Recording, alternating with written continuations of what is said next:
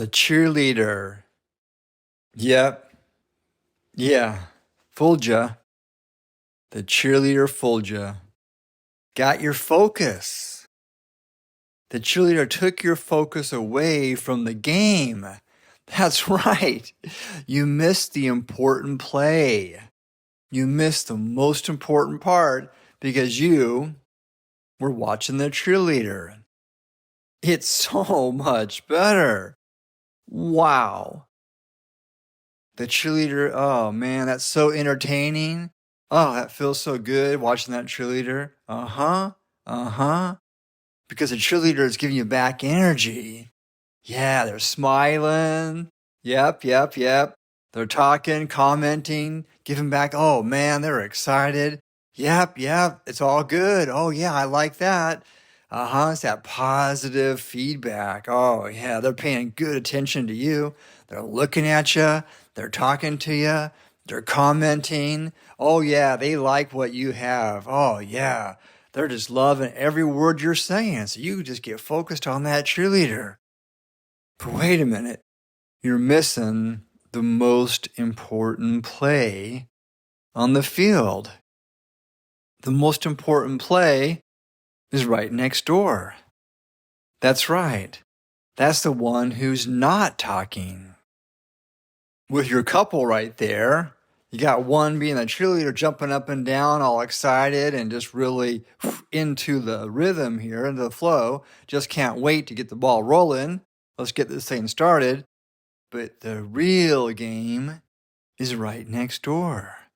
The one who's not talking. They're just kind of nodding their head, looking at you, saying maybe, uh-huh. Is that okay with you? Are you with us here on the same page? Uh-huh. They're just kind of nodding a little bit. That's right. They're not into it. They're nodding, saying, uh-huh, means, uh-huh, get on with it. Uh-huh, get down to the price. Just give us the price so we can tell you goodbye. That's right. Just give us the price so we can say no. I got my no all ready to go. And on top of that, I got some more objections if I have to use them. If I don't, I won't. But my no is ready to go. That's what they're thinking. And they're even ready to overcome anything else you say. That's right. They're ready to overcome your close with their objections. They've got the traps all laid. That's right, because where are you? Look around. Look around. Yeah, you're in their house. You're on their home turf. That's right. So you are right there on their turf, on their field, home field advantage, home court advantage. That's right. They know what's going on all around them. So therefore, you're not going to have a chance. They're going to get you. This is like going to Vietnam and fighting the Vietnamese on their own soil, on their own turf, in their own jungles. Man, you've got no chance because all the traps are laid. That's right. Everything is wired, booby-trapped. You are screwed. You're going to get it one way or the other. You're getting dead. That's right. They're going to kill you. So it's all laid out. They're ready with all their objections. We'll come to that more later. But what you've done is focused on that cheerleader getting all excited and happy, and you missed the real game. Well, the only one chance you have to do anything, you got to take it away. Right then and there, you got to man up and take it away. It's the only chance you have. So what can you say? Well, you got to roll with it, though. You got to be lighthearted and roll with it. Something like, you're killing me with your enthusiasm. You're just killing me with your enthusiasm. Oh my goodness. So you know what, folks? If it's not for you, that's okay. That's all right. And the cheerleader's like, no, it is for me. It is for me. But hold on here. And you're looking at the one who's not giving you all the positive feedback, the one who's not talking. They're just nodding and saying, uh-huh. If it's not for you, that's okay. We're not doing this if it's not right for you. Just that simple. If it's not right for you, then we're just not going to do it. That's right. It's going to be right for both of you. So oftentimes what happens is a salesman gets in their own way. They trip themselves up, self-inflicted wounds, doing it to yourself. At that point, you want to offer to go. If it's not for you, that's okay. Well, we're not going to do this right now. That's all right. I can put my stuff together and we can say goodnight and we can revisit this at a time in the future. That's no problem. You got my number. Heck, to hit me up. It could be 6 months, 9 months, a year, whatever. We can just call it a good night and I wish you folks well. And then give me a call when you're more ready. That's right. So what's going on here? Well, they must either number one or number two. That's it. They got two choices. They must either number one, share their objection. Or number two, say, okay, well, let's have a good night now and we'll hit you up in 6 months or so. Let you go. They only have two choices. One is share what they're holding back, tell you about the booby traps and the landmines. That's right. Tell you what to watch out for, what's going on. Share that is going on right there around you. Or just say, okay, we'll call it a night and we'll pick it up later. We'll give you a call when we're actually ready. 6 months, 9 months, year, whatever.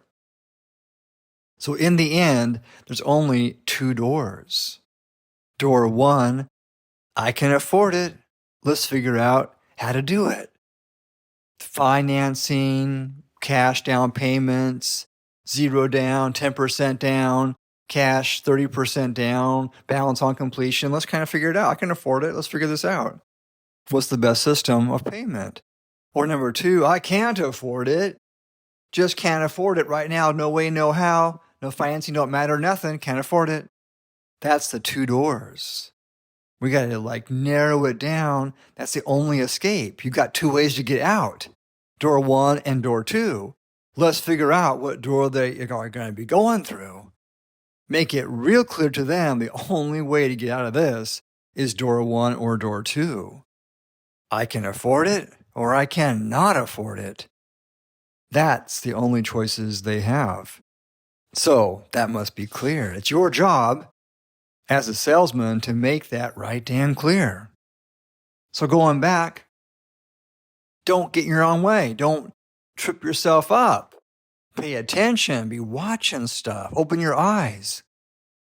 If you see them just kind of nodding their head, a little blank stare, imagine that you're talking to one of your children. Or it could be niece, nephew, whatever. And they're looking at you and saying, do you understand, how to do this? Do you understand what I'm saying to you? Do it like this or don't do that, right? Do this like this way and go do that. Or, hey, or don't do that no more, whatever it is. And they're looking at you going, No, they don't understand. You know that look. They're listening and they're just trying to get you finished. All they want is for you to stop talking so you feel all satisfied and they can walk away and do whatever the hell they want. That's, you know what I'm talking about. When you see that look in your customer's eyes, either one of them, pay attention. Don't get all tripped up and fooled and focused on that cheerleader. That's right. Because the customer must tell you why not, or you have no chance. The only chance you have at making a sale, getting that close, the only chance you have is to find out their objection. What is their why not? What are they hiding from you? What's the holdback? What's the stumbling block? What's stuck in their minds? What's blocking them from doing this? If they can afford it, then why not? What's their objection? That is your job. And the only way you get to it is to force them down that little rabbit hole, get them down that funnel right there. That's the only chance you have. Now, once they share the objection, now we can address it, and now you've got your tools to overcome that objection. You want that objection, because if they're holding it back and don't share it, you've got no chance. So your goal is not to focus on making the sale. Your goal here is not to focus on closing that deal. I'm going to make that sale, close that deal. No. You got to take step 1 before step 2. The first thing you got to do is get their objection. Just focus on that. What's holding them back? Narrow down that funnel until they have only 2 choices. I can afford it, or I can't afford it. Must get them to share that objection. Or just say goodnight. That's right. So now you have the tools. Now you got your focus. Let's do that. Let's make our goal to find out what's on their screen. What station are they tuned into? That's right. What channel are they watching? What's taking place on their screen? Let's find out. The only way you will know is if they tell you. Because you don't have ESP, you can't look inside their brain. They got to tell you. So all these techniques right here are simply moving toward the customer feeling comfortable enough to tell you what they're watching. And that's the secret.